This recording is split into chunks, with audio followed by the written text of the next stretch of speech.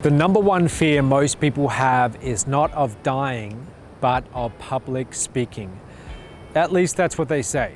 And not that long ago, I could totally relate. There was a time where if I had to speak in front of a crowd, I'd always find a reason to not be there that day. But at some point, I discovered how to handle that fear. And since then, I've spoken on many stages around the world with up to several thousand people in attendance. And today, I'm going to share with you what changed and how, if you struggle with public speaking, you can overcome it.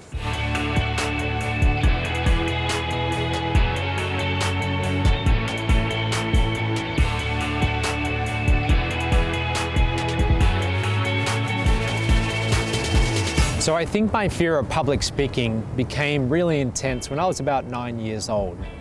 What happened was we were at school and we had to do this presentation on family trees, and it was in front of our class and all the parents.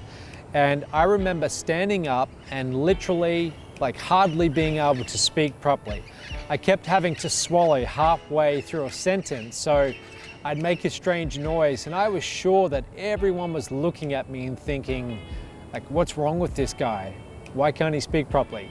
So I had a few experiences in school that were like that, and they were kind of traumatic.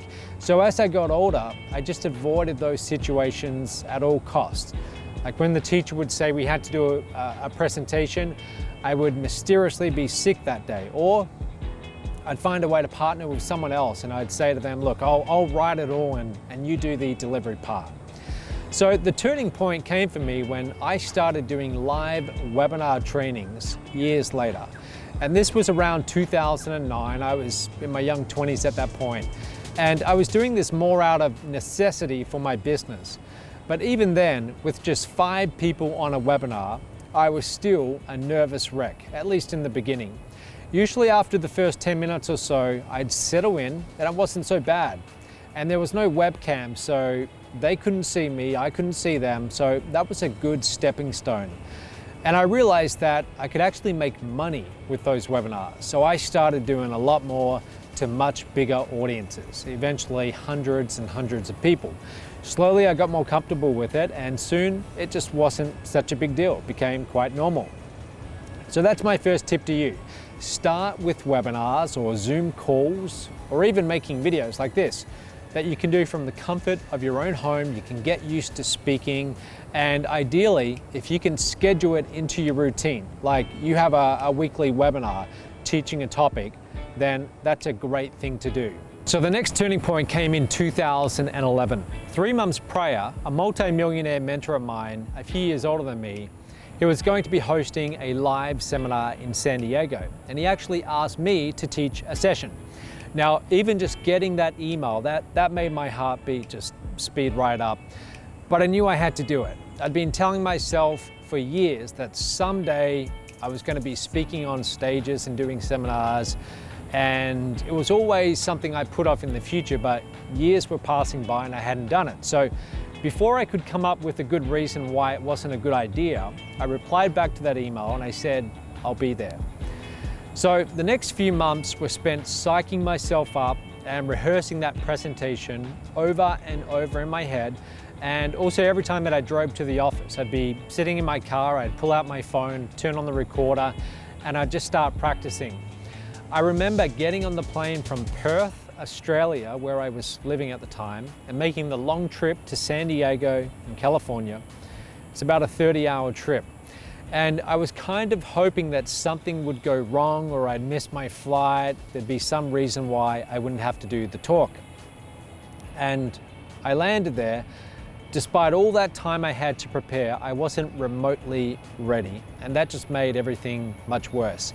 As my name was called out by the MC and I walked up on stage, I felt like I was on death row, being led in shackles to be executed. When I got on stage, my voice was audibly shaking. And after the first few minutes, something surprising happened. I actually started to settle in and my heart rate slowed down, and I felt surprisingly okay teaching on stage to a few hundred strangers. And after the thing was over, it took about an hour, I just felt pure bliss. I felt like I had climbed Mount Everest or something like that, and I was just admiring this view.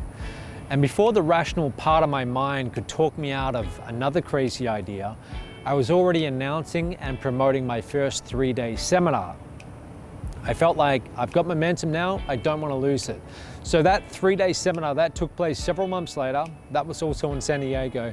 And all over again, when I started day one on a Friday, walking up on stage, I felt all those same feelings again. This time there was a lot more pressure.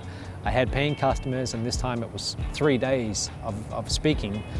But I got through it. So when it was finally over, you guessed it, I committed to doing another 3-day seminar.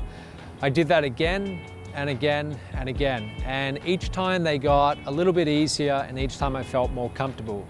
And then in 2015, I got invited to speak on stage at a UK event. This time, there would be 2,700 people in attendance.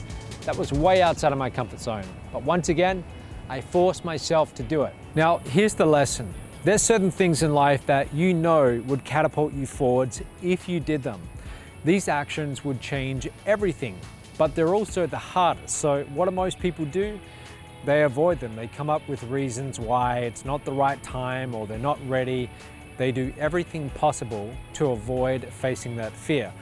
Now, public speaking, it might be one of those things for you. And if it is, the next time that you're asked to do it or there's some opportunity to speak in front of an audience, commit to it. Say yes before you have a chance to say no. Make an impulse decision and just do it. I know it's scary, but just do it.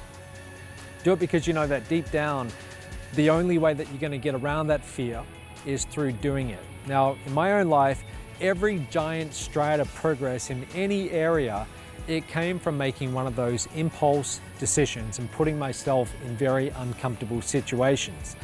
Now, by the way, the fear of public speaking, it's never left me either. I still get it, but now I'm familiar with that fear.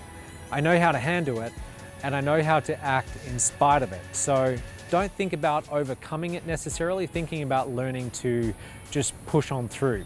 Start with webinars, Zoom calls, making videos, get comfortable with those kind of things, and just say yes the next time you get a speaking opportunity. You're going to feel so much better after you've done it.